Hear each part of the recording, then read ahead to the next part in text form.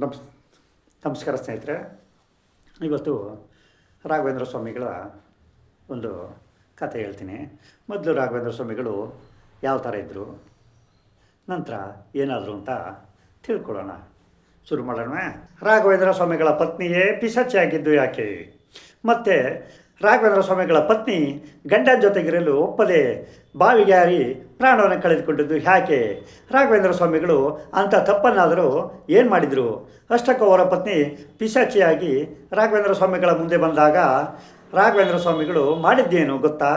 ಈ ರೀತಿ ರಾಘವೇಂದ್ರ ಸ್ವಾಮಿಗಳ ಅಚ್ಚರಿ ರಹಸ್ಯಗಳನ್ನು ಇವತ್ತು ನಿಮ್ಮ ಮುಂದೆ ಬಿಚ್ಚಿಡ್ತಾ ಇದ್ದೇನೆ.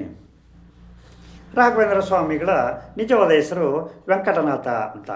ಈ ವೆಂಕಟನಾಥನು ಬಾಲ್ಯದಲ್ಲಿಯೇ ತುಂಬ ಬುದ್ಧಿವಂತ ಬಾಲಕನಾಗಿದ್ದ. ಇವರು ತಂದೆಯನ್ನು ಚಿಕ್ಕ ವಯಸ್ಸಿನಲ್ಲಿ ಕಳೆದುಕೊಳ್ಳುತ್ತಾರೆ. ಆಗ ಮನೆಯ ಜವಾಬ್ದಾರಿ ರಾಘವೇಂದ್ರ ಸ್ವಾಮಿಗಳ ಅಣ್ಣ ಅಂದರೆ ವೆಂಕಟನಾಥನ ಅಣ್ಣ ಗುರುರಾಜನ ಮೇಲೆ ಬೀಳುತ್ತೆ. ಹೇಗೋ ವೆಂಕಟನಾಥನು ಬೆಳೆದು ದೊಡ್ಡವನಾಗ್ತಾನೆ.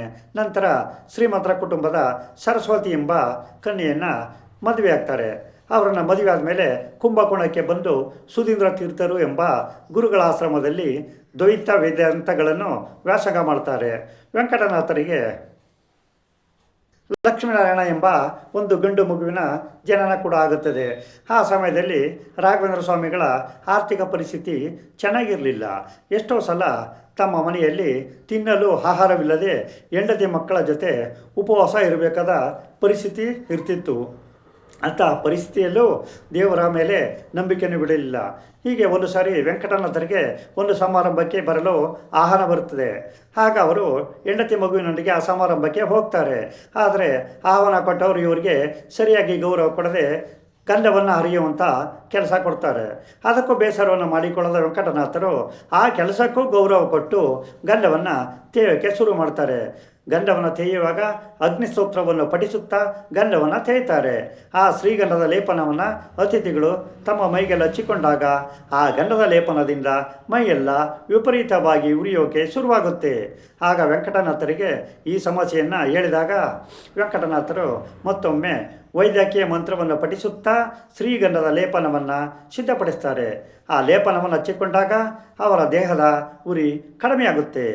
ಆಗ ತಮ್ಮ ತಪ್ಪಿನ ಅರಿವಾಗಿ ವೆಂಕಟನಾಥರಿಗೆ ಅವರೆಲ್ಲರೂ ಕ್ಷಮೆ ಕೇಳ್ತಾರೆ. ಆದರೆ ವೆಂಕಟನಾಥರಿಗೆ ಗೊತ್ತಿರಲಿಲ್ಲ, ಅವರಿಗೆ ತಿಳಿಯದೆ ಅವರಲ್ಲಿ ಮಂತ್ರಸಿದ್ಧಿಯಾಗಿತ್ತು ಅಂತ. ನಂತರ ವೆಂಕಟನಾಥನ ಗುರುಗಳಾಗಿದ್ದಂತಹ ಸುಧೀಂದ್ರ ತೀರ್ಥರು ವೆಂಕಟನಾಥನ ಪವಾಡದ ಬಗ್ಗೆ ತಿಳಿದು ವೆಂಕಟನಾಥನಿಗೆ ಹೇಳ್ತಾರೆ, ನಾನು ಇನ್ನು ಸ್ವಲ್ಪ ದಿನದಿಂದಲೇ ದೇಹವನ್ನು ತೊರೆಯಲಿದ್ದೇನೆ. ನಂತರ ನೀನೇ ಈ ಮಠಕ್ಕೆ ಮಠಾಧಿಪತಿಯಾಗಬೇಕು. ನೀನು ಸನ್ಯಾಸತ್ವವನ್ನು ಸ್ವೀಕರಿಸಿ ಈ ಪೀಠವನ್ನು ಅಲಂಕರಿಸಬೇಕು ಅಂತ ಹೇಳ್ತಾರೆ. ಅದಕ್ಕೆ ವೆಂಕಟನಾಥನು ತನ್ನ ಪತ್ನಿ ಮತ್ತು ಮಗುವಿನ ಬಗ್ಗೆ ಯೋಚಿಸಿ ನಾನು ಸನ್ಯಾಸಿ ಆಗೋದು ಸರಿಯಲ್ಲ ಅಂತ ಹೇಳ್ತಾರೆ. ಆಗ ಗುರುಗಳು, ಇಲ್ಲ ವೆಂಕಟನಾಥ, ಸಾಕ್ಷಾತ್ ಭಗವಂತನೇ ನನ್ನ ಕನಸಿನಲ್ಲಿ ಬಂದು ವೆಂಕಟನಾಥನೇ ಈ ಮಠಾಧಿಪತಿ ಆಗಬೇಕೆಂದು ಸೂಚಿಸಿದ್ದಾರೆ ಅಂತ ಹೇಳಿದರೂ ಕೂಡ ವೆಂಕಟನಾಥನು ಇದು ನನ್ನಿಂದ ಸಾಧ್ಯವಿಲ್ಲ ಅಂತ ಅದನ್ನು ತಿರಸ್ಕರಿಸಿ ಅಲ್ಲಿಂದ ಹೊರಟೆ ಹೋಗ್ತಾನೆ.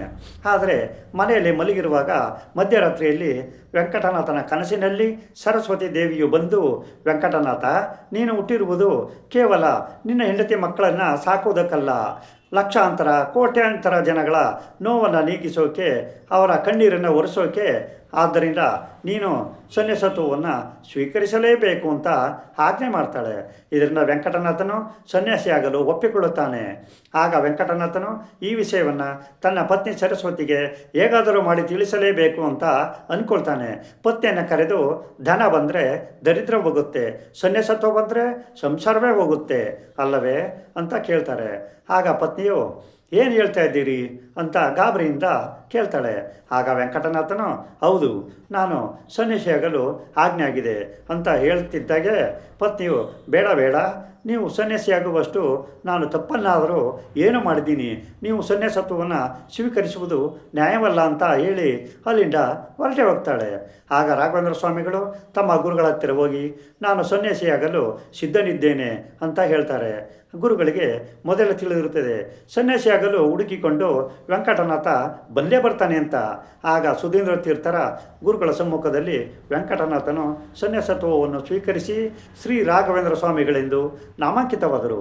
ಇತ್ತ ಕಡೆ ತನ್ನ ಪತಿಯು ಸನ್ಯಾಸತ್ವವನ್ನು ಸ್ವೀಕರಿಸಿದ್ದಾರೆ ಎಂಬ ಸುದ್ದಿ ತಿಳಿಯುತ್ತಿದ್ದಂತೆ ಮನನೊಂದ ಪತ್ನಿ ಸರಸ್ವತಿಯು, ಈ ದೇಹ ನನ್ನ ಪತಿಯ ಸೇವೆಗೋಸ್ಕರ ಇದ್ದದ್ದು, ಇನ್ನು ನನ್ನ ಪತಿಯ ಸೇವೆ ದೇವಿಯನ್ನೇ ಮಾಡದೆ ಹೋದ ಮೇಲೆ ನಾನು ಬದುಕಿದ್ದು ಏನು ಸಾರ್ಥಕ ಎಂದು ತುಂಬ ನೊಂದಿಕೊಳ್ಳುತ್ತಾ ಒಂದು ಬಾವಿಗೆ ಹಾರಿ ತನ್ನ ಪ್ರಾಣವನ್ನು ಕಳೆದುಕೊಳ್ತಾಳೆ.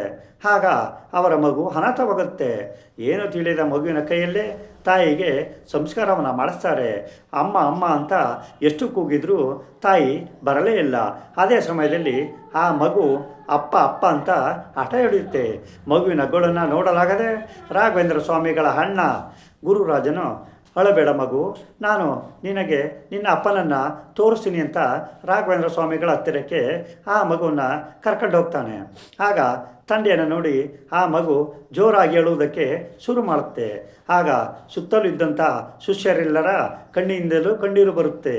ರಾಘವೇಂದ್ರ ಸ್ವಾಮಿಗಳು ಆ ಮಗುವಿನ ತಲೆ ಸವರುತ್ತಾ, ಅಳಬೇಡ ಕಂದ, ಭಗವಂತನ ಕೃಪೆ ನಿನ್ನ ಮೇಲಿದೆ, ನಿನ್ನನ್ನು ಭಗವಂತನೇ ಕಾಪಾಡ್ತಾನೆ ಅಂತ ಹೇಳ್ತಾರೆ. ಒಂದು ಕಡೆ ಪತ್ನಿಯನ್ನು ಕಳೆದುಕೊಂಡಿದ್ರು, ಮತ್ತೊಂದು ಕಡೆ ಮಗು ಅನಾಥವಾಗಿದ್ದರು. ಆ ನೋವನ್ನೆಲ್ಲ ತಡೆದುಕೊಂಡು ರಾಘವೇಂದ್ರ ಸ್ವಾಮಿಗಳು ಶಾಂತವಾಗಿದ್ದರು. ಆನಂತರ ಸ್ವಲ್ಪ ದಿನಗಳು ಕಳೆದಂತೆ ರಾಘವೇಂದ್ರ ಸ್ವಾಮಿಗಳ ಪತ್ನಿ ಸರಸ್ವತಿಯು ಅನೇಕ ಆಸೆಗಳನ್ನು ಇಟ್ಟುಕೊಂಡು ನೋವಿನಿಂದ ಅತಿ ಚಿಕ್ಕ ವಯಸ್ಸಿನಲ್ಲೇ ಬಾವಿಗೆ ಹಾರಿ ತನ್ನ ಪ್ರಾಣವನ್ನು ಕಳೆದುಕೊಂಡಿದ್ದರಿಂದ ಅವಳ ಆತ್ಮವು ಪಿಶಾಚಿಯ ಜನ್ಮವನ್ನು ತಾಳಿ ಅಲೆಯುತ್ತಿರುತ್ತೆ. ಹೀಗಾಗಿ ಪತ್ನಿಯ ಆತ್ಮ ರಾಘವೇಂದ್ರ ಸ್ವಾಮಿಗಳನ್ನು ನೋಡಬೇಕು ಅಂತ ಅವರನ್ನು ಹುಡುಕಿಕೊಂಡು ಅವರು ಇದ್ದಲ್ಲಿಗೆ ಬರ್ತಾರೆ. ನಾನು ನಿಮ್ಮ ಸರಸ್ವತಿ ಬಂದಿದ್ದೇನೆ ಸ್ವಾಮಿ ಎಂದು ಹೇಳುತ್ತೆ. ಆಗ ರಾಘವೇಂದ್ರರು, ನೀನು ಆತ್ರ ಪಟ್ಟು ಬಿಟ್ಟೆ ಎನ್ನುತ್ತಾರೆ. ಅದಕ್ಕೆ ಪತ್ನಿಯು, ಆತ್ರ ಪಟ್ಟದ್ದು ನಾನಾ ಅಥವಾ ನೀವು ಹೆಂಡತಿ ಮಕ್ಕಳಿದ್ದರೂ ಸನ್ಯಾಸಿಯಾಗಿದ್ದು ನ್ಯಾಯ. ನಾನು ನಿಮ್ಮ ಮೇಲಿದ್ದ ಪ್ರೀತಿಗೆ ನನ್ನ ಪ್ರಾಣವನ್ನು ಕಳೆದುಕೊಂಡಿದ್ದು ಮಾತ್ರ ಪಾಪವಾ ಅಂತ ಹೇಳ್ತಾಳೆ. ಆಗ ರಾಘವೇಂದ್ರರು, ನಾನು ಲೋಕಕ್ಷೇಮಕ್ಕಾಗಿಯೇ ಸನ್ಯಾಸತ್ವವನ್ನು ಸ್ವೀಕರಿಸಿದ್ದೇನೆ, ಕೇವಲ ನಿನ್ನ ಪತಿಯಾಗಿರದೆ ಲೋಕಕ್ಕೆ ನಿನ್ನ ಪತಿಯು ಆದರ್ಶವಾಗಿರುವುದು ನಿನಗೆ ಸಂತೋಷ ಕೊಡುವುದಿಲ್ಲವಾ ಎನ್ನುತ್ತಾರೆ. ಅದಕ್ಕೆ ಪತ್ನಿಯು ಒಪ್ಪಿಯು ತಲೆಬಾಗುತ್ತಾಳೆ. ಆಗ ತನ್ನ ಒಳ್ಳೆ ಮನಸ್ಸಿನ ಪತ್ನಿಯು ಈ ರೀತಿ ಪಿಶಾಚಿಯಾಗಿ ಅಲಿಯುವುದಕ್ಕಿನ್ನ ಸಹಿಸದೆ ತೀರ್ಥವನ್ನು ಅವಳ ಮೇಲೆಸೆದು ಅವಳ ಆತ್ಮಕ್ಕೆ ಮೋಕ್ಷ ಸಿಗುವಂತೆ ಮಾಡಿ ಸ್ವರ್ಗಕ್ಕೆ ಕಳುಹಿಸ್ತಾರೆ. ಹೀಗೆ ರಾಘವೇಂದ್ರ ಸ್ವಾಮಿಗಳು ಲೋಕ ಕಲ್ಯಾಣಕ್ಕಾಗಿ, ಜನಗಳ ಸೇವೆಗಾಗಿ ಅಂತ ನಿಂತಾಗ ತನ್ನ ಪತ್ನಿಯನ್ನೇ ಕಳೆದುಕೊಳ್ಳುತ್ತಾರೆ. ಮತ್ತೊಂದು ಕಡೆ ತನ್ನ ಮಗು ಅನಾಥವಾಗುತ್ತೆ.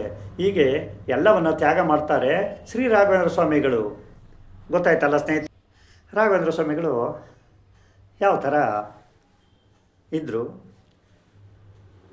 ಏನಾದರು ಅನ್ನೋದು ತಮಗೆಲ್ಲ ಗೊತ್ತೇ ಇದೆ. ಈ ಕತೆ ಎಲ್ರಿಗೂ ಇಷ್ಟ ಆಯಿತು ಅನ್ನೋ ಕಾಣುತ್ತೆ. ತಾವು ಒಂದು ರಾಘವೇಂದ್ರ ಸ್ವಾಮಿ ಕೃಪೆಗೆ ಪಾತ್ರರಾಗಿ ಈ ಕಥೆನ ಕೇಳಿ ಆನಂದಿಸಿ ಅಂತ ಮತ್ತೊಮ್ಮೆ ಕೇಳ್ಕೊತಾ ಇದ್ದೀನಿ. ನಮಸ್ಕಾರ.